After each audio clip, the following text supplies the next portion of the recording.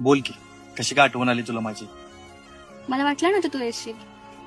बघ ना, किती निर्लज्ज आहे ना मी. तू बोलवलीस आणि मी पळत आलो. अरे असं नाहीये रे अजय. सोड, जाऊ दे.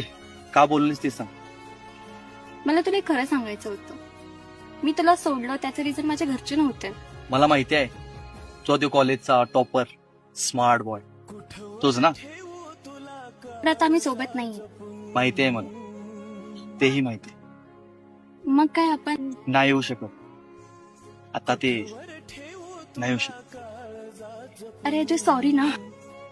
काय, मी तुला माझ्या आयुष्यात परत घेतलोही असतो आणि मी तुझ्याशी लग्नही केलं असतं, पण तू मला खरं सांगून गेली पाहिजे होतीस. पण तू